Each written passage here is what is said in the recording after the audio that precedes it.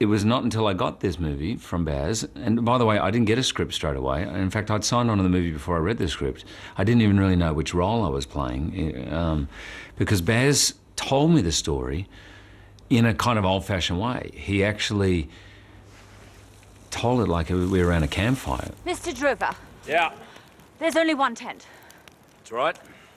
For the four of us. I was thrilled to have an opportunity to, which scenes that seemed quietly, broadly comedic, to scenes that were melodramatic, really, and quite emotional, and then action and romance, right? It was, movies now are not like that. So in one movie I had a chance to do all these things that excited me, and yes, a little part of me was like, can I pull it off? But really that's the kind of combination you want as an actor. You sort of want a little bit of, oh, I don't know if I'll actually be able to do all this, and that's what pushes you. They keep out of my way, and I keep out of theirs. That's the way it is.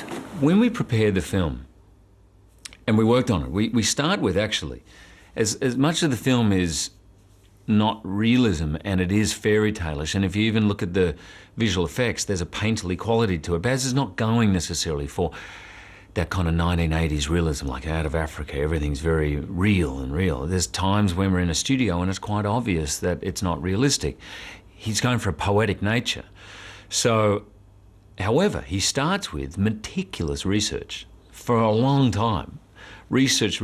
So everything is based in truth. And for me, in terms of the character, everything is taken back to some historical event, some story. There was literature I read, a lot of books about the period, music from the period, real footage of drovers at the time. I spent time living out with the drovers. So it was kind of, we based it in reality, and we took it from there. You can't be serious.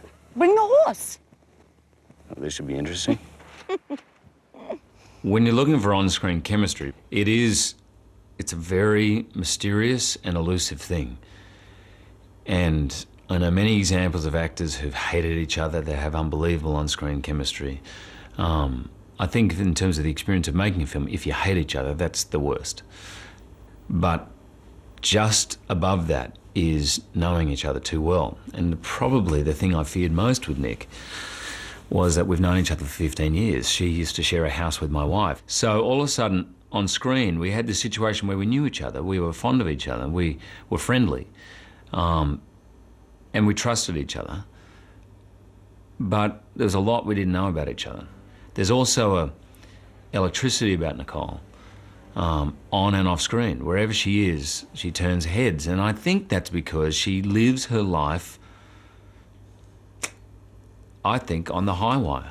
She loves that feeling. She's guided by that feeling of doing something challenging and new. She's guided by that thing of pushing herself to new heights. And unless she feels that fear, unless the safety net is taken out, then I don't think she feels she's doing everything justice. And that was there. You know, that's there all the time with Nick. So you're just going to walk away?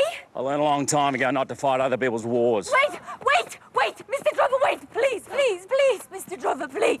Wait, please, Ironically, the first film I ever saw was The Wizard of Oz, which is perforated throughout this film. And I remember being terrified for years afterwards, all those scenes with the monkeys and the witch taking her. I was absolutely terrified, and I remember getting down from my seat and hiding on the floor behind the seats in front of me and having my hands over my ears. It absolutely terrified me. Then as I grew up, those great big epics, you know, I saw, I mean, by the time Out of Africa came out, I was probably 17, 18, and I absolutely loved it. Then I was watching also reruns of great movies, Lawrence of Arabia, Gone with the Wind, Giant, these great movies. But those kind of characters, the John Wayne in The Searchers, the Clint Eastwood and Sergio Leone movies, Gone with the Wind, Clark Gable, those kind of Hollywood leading men, Cary Grant, those probably to this day are the actors that I kind of look up to, try to emulate, and